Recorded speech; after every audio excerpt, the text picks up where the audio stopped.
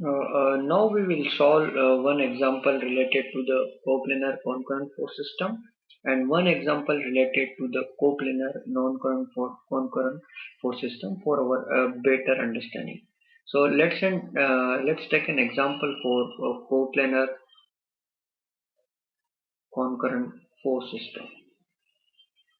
So our objective for this example is to find out the resultant, which includes the magnitude, direction, and the point of application. So let's take one example. So I am having one body.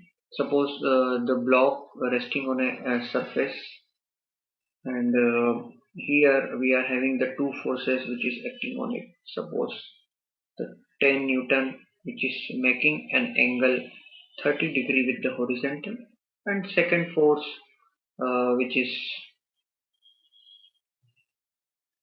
the 5 Newton force, which is also making an angle 30 degree with the horizontal. And now our interest is find R.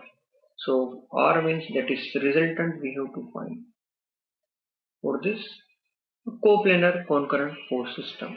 So in R we have to find out magnitude, we have to find out direction, and we know this coplanar concurrent force system, so there is no need of finding out point of application because the point of application for the resultant force will be same as the point of application of 5 Newton and 10 Newton. That is nothing but a point O. That is nothing but the concurrent point. So for finding out the resultant force, first we will define our coordinate system. For 2D problem, we are having the coordinate system x and y. And here we are dealing in a vector quantity, so we can say that it is this one is positive x, this one is negative x, this one is positive y, and this one is negative y. So the first step is we have to find out algebraic summation of all force component along x direction. We are interested in sigma summation of fx in horizontal direction. So we have to take component of 10 into this direction, this horizontal direction. So it is nothing but 10 cos 30, and if you see the direction, it is in positive x. So the sign of this component will be positive. Similarly, we have to find out the component of 5n in the horizontal direction. It is nothing but 5 cos 30, and if you see the direction, it will be in negative y direction, so the sign will be negative. So now we can easily find out the algebraic summation of components of all the force about x-axis. So it is nothing but cos 30, that is, or we can say that plus 10 minus, so 5 cos 30. So 5, the cos 30 value will be 0.87, so it is coming 4.35 positive. It means it is acting in positive x direction.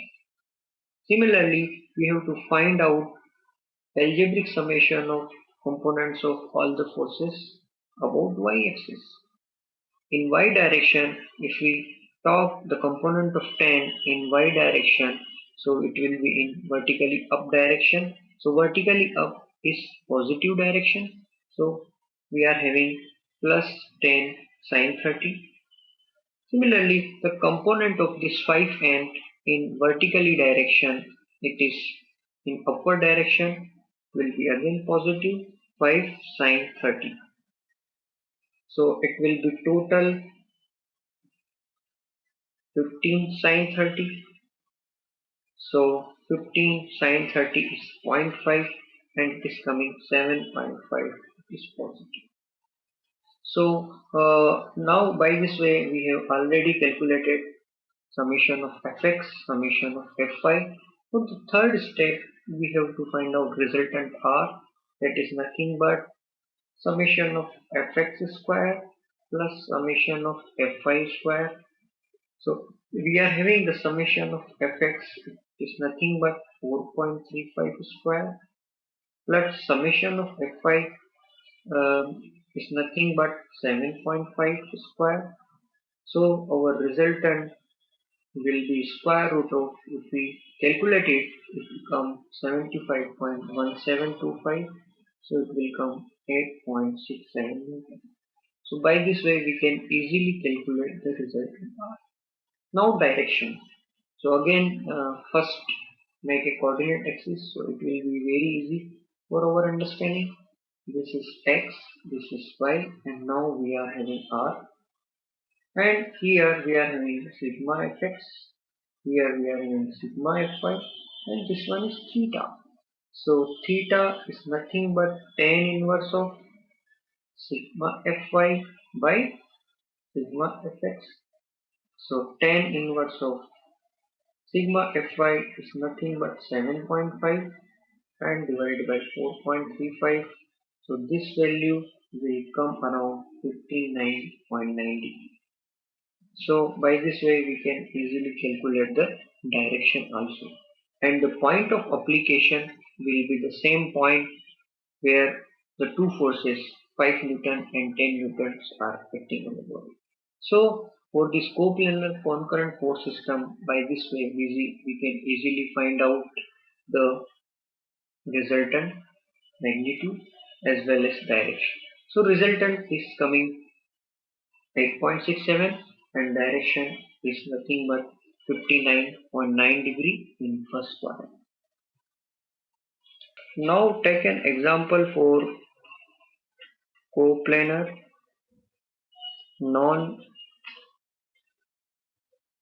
non-concurrent force system. And the objective is same as our previous problem. We have to find R. So let's take an example. I am having a body on which the three forces are acting at various points. Suppose this one is 10 Newton, this one is 15 Newton, and this one is 5 Newton. And let's take these points are A, B, and C, and AB distance is 1 meter and BC distance is 1 meter. So we have to find out the resultant R. Our objective is to find resultant R. So our first step, we have to find out sigma fx. So we know our coordinate axes are like that: x-axis, y-axis. This one is positive x, this one is negative x, this one is positive y, and this one is negative y. So sigma fx, if you see all the forces like 10 Newton, 15 Newton and 5 Newton are acting in the downward direction, we can say that along y-axis. So sigma fx obviously will be 0. Similarly for sigma fy, if we see 10 Newton, 15 and 5 are acting in downward. Downward is nothing but our negative direction. So I will take minus 10, minus 15, minus 5. So it is coming minus 30. The minus sign indicates the forces are acting in the downward direction. Or we can write sigma Fy equals to 30 Newton in vertically downward direction. So by this way we can easily understand in which direction the sigma y component is acting. Third one, R equals to summation of fx square plus summation of fy square. So R equals to 0 plus minus 30 square. So it will become around 30 Newton. So R will be 30 Newton in vertically downward direction. So obviously, if you find out theta for vertically downward resultant force, so it will come 90 degree. or we can also get this value by theta equals to tan inverse fy by fx. So tan inverse fy is suppose 30 divided by 0, it will be 90. So by this way also we can get. So we are having two things. The resultant we are having 30 newtons in the vertically downward direction, and direction which is 90 degree with x-axis. It means it is in vertically downward direction. So now in case of coplanar non-current force system, finding out the point of application of the force, we have to use Varignon theorem. For point of application,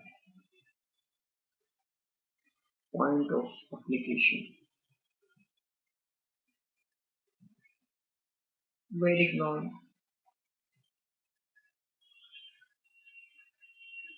theorem. So let's again draw the system: 10 Newton, 15 Newton, 5 Newton, say A, B and C. And let's put our resultant force which is acting in vertically downward here. This is our R.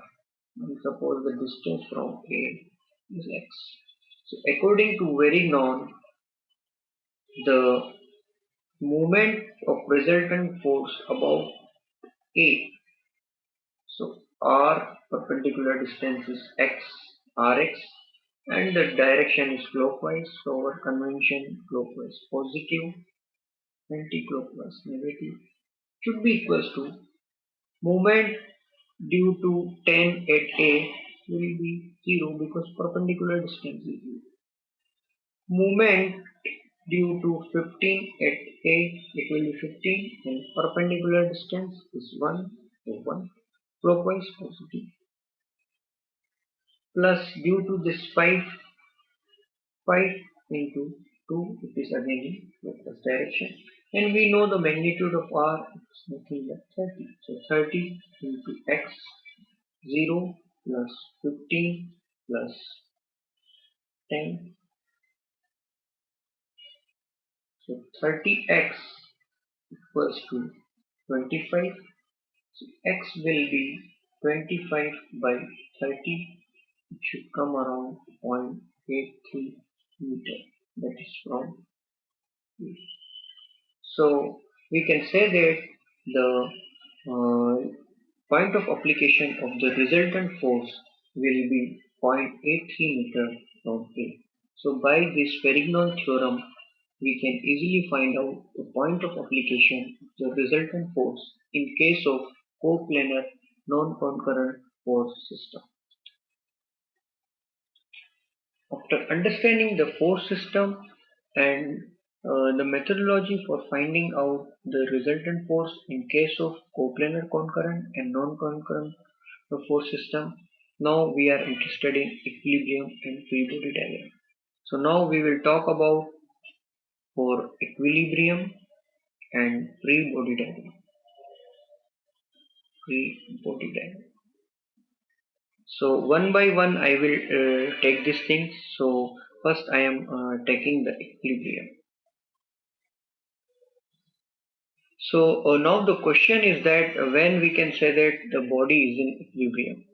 So for identifying the state of the body, by identifying the state of the body, we can say that the body is in equilibrium.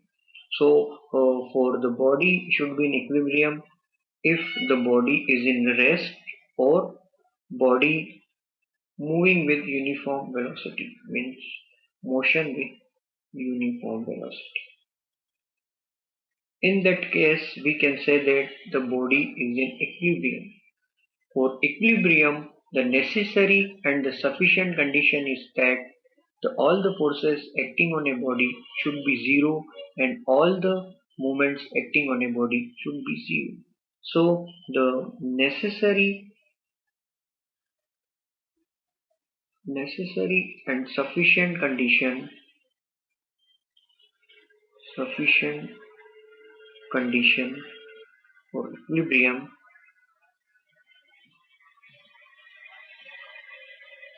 First, net force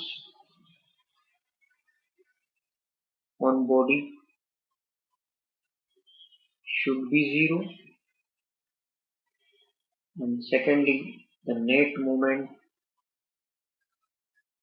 on body should be zero.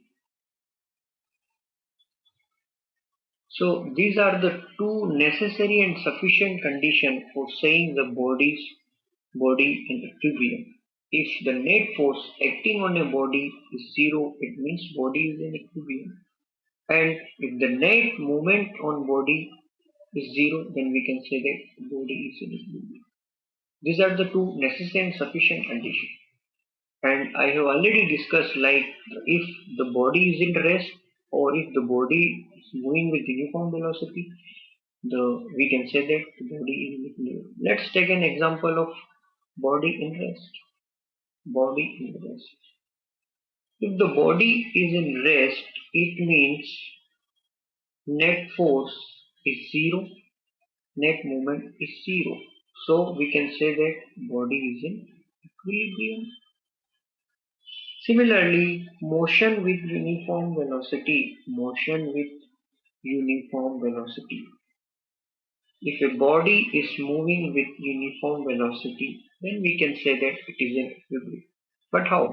So let's take Newton's second law of motion, that is nothing but force equals to ma, and we know the acceleration is nothing but dv by dt, that is rate of change of velocity with respect to time. So we can say that, right, f equals to m dv by dt. But for motion with uniform velocity, v will be constant, so dv by dt will be 0, so f will be 0, so we can say that it is an equilibrium. So by this way we can say that the body is in equilibrium. So now we can say that if the body is in equilibrium, then we have to think in terms of force, net force, net moment. It should be 0, like net force and net moment should be 0 for body which are in equilibrium. So let's take two problems for equilibrium. We are interested in 2D equilibrium problem.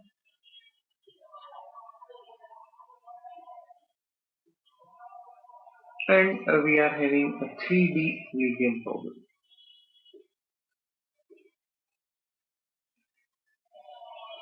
So in 2D equilibrium problem, we are dealing with the coplanar force problem. So I am interested in x and y plane only. But in 3D problem, we are interested in non-coplanar forces. So I am interested in xy and also in z. So what are the conditions for 2D equilibrium problem? First, algebraic summation of all forces about x should be 0.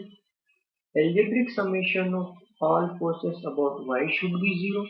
Or algebraic summation of moment of all the force about any point should be 0. Similarly, for 3D condition, 3D equilibrium condition, algebraic summation of all forces about x should be 0. Algebraic summation of all forces about y should be 0. Algebraic summation of all forces about z should be 0, because there is one additional direction for 3D problem, and moment of all the force about any point should be 0. So by this way we can analyze the 3D problem.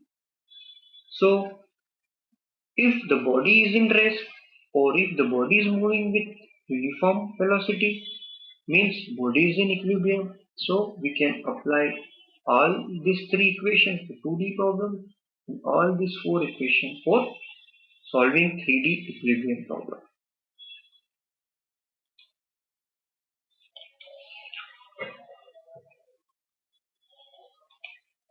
Now I would like to discuss one special case in coplanar concurrent equilibrium. Special case in coplanar concurrent equilibrium. We are saying Lami's theorem. So that is for special case in, we can say that three coplanar concurrent force equilibrium. Suppose there are three forces which are coplanar concurrent acting on a body and the body is in equilibrium. Suppose the forces are P, Q and R. The angle between suppose P and Q is alpha, Q and R is beta and P and R is gamma. That is a special case which we are calling a Lami's theorem. And Lami's theorem is applicable for three coplanar concurrent force which is acting on a body and body is in equilibrium. So according to the Lami's theorem, the magnitude of each force is directly proportional to sine of the angle between opposite two forces. Suppose I am considering P, then I have to consider angle between opposite two forces, that is sine theta. Similarly, the magnitude of Q will be directly proportional to angle between the other two forces, that is nothing but gamma. And similarly for R, that is nothing but sine theta. So by this way, we can identify the unknown by applying the Lami's theorem in a minimum interval of time. But the condition where we can use Lami's theorem, it should be coplanar concurrent force and there will be three forces. Then only we can apply Lami's theorem and the body should be in equilibrium. And with the help of this expression, we can find out the values of P. So it was all about equilibrium, 2D equilibrium, 3D equilibrium and the special case Lami's. Now let's talk about free body diagram. Free body diagram. The free body diagram is very useful in solving the problems in engineering mechanics. So for solving the problems in engineering mechanics, the knowledge of free body diagram is very essential. So first of all, we are interested in the definition of free body diagram. As the name implies, the free body diagram means if we draw the force diagram which is acting on a body, then first we have to free this body from all the connected bodies. Then we have to show the all forces which includes actions and reactions. So free body diagram shows all forces acting on a body isolated from other bodies, includes action as well reaction. So in free body diagram, first we have to isolate the desired body from other bodies and we have to show all forces which includes actions as well as reactions. Let's take an example, a block resting on a surface. Block resting on a surface. I'm just representing the block. Suppose it is resting on a surface. So now we are interested in draw free body diagram of block. So for drawing free body diagram, first we have to isolate this block from the other bodies. Other bodies means from this surface. So I am just isolating this block from the surface. Now we have to see what are the forces are acting on. So obviously the block is having some mass. So weight of this mass will always act in vertically downward direction, that is mg, gravitational force is acting on it. This block is in contact with this surface, so there will be a reaction which is acting towards the body, that is surface. So this one is nothing but the free body diagram for this block, where this reaction R and the gravitational force are acting on a body. So by this free body diagram, we are showing the forces which are acting on this block. For our present example, there is reaction as well as this weight is acting on the body. Let's take another example for understanding the free body diagram. So free body diagram of ladder resting against wall. So I am trying, this is suppose wall and this one is floor.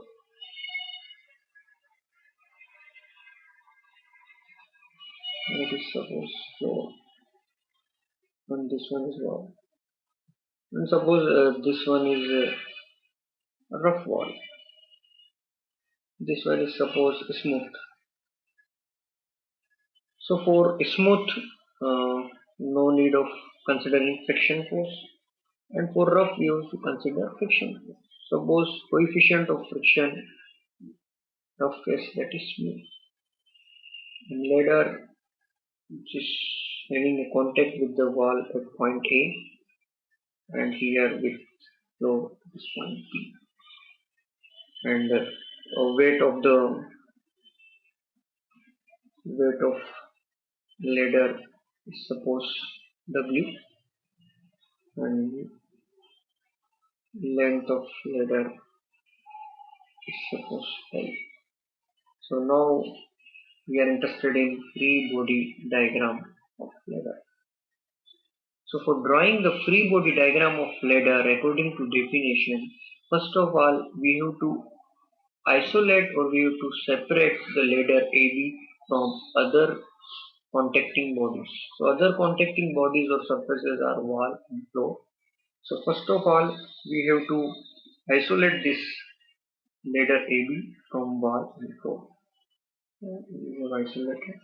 Now we are having a point A and B.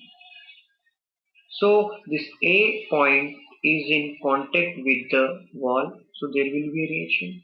The B point is in contact with the floor, there will be reaction. So reaction will be always normal to the surface. So here normal to the wall, it will come like that. RA, normal to the floor, it will come like that. Now in the problem it is already mentioned weight of the ladder is W and length of the ladder is L. So the weight of the ladder will lie at the center of gravity, which is at the middle of this ladder, which is at a distance L by 2 from both the ends. So you can also represent weight at the CG point, which is at a distance L by 2 from both the ends. Now if we see the wall is rough wall, so there will be friction. So now we have to consider the natural sweeping. In natural sweeping case, the B will go in that direction and the A point will go in that direction. So the frictional force will act in opposite direction. So at A, frictional force will be in opposite direction of motion, so it will be in upward direction, and the magnitude will be mu RA. And here we are not considering any frictional force at B point because it is smooth, so there is no need of representing the friction. So by this way we can make the free body diagram for this ladder. Here we are having the gravitational wave. Here we are having the reactions RA. Here we are having the reaction RB. This reaction is due to the contact. The frictional force due to the roughness of the surface, which is acting the opposite direction of the motion because A point will move in that direction. So obviously the frictional force will act in that direction. At B point, we are not mentioning or we are not drawing any frictional force because B point is in contact with the smooth force. So this one is the pure representation of the free body diagram method.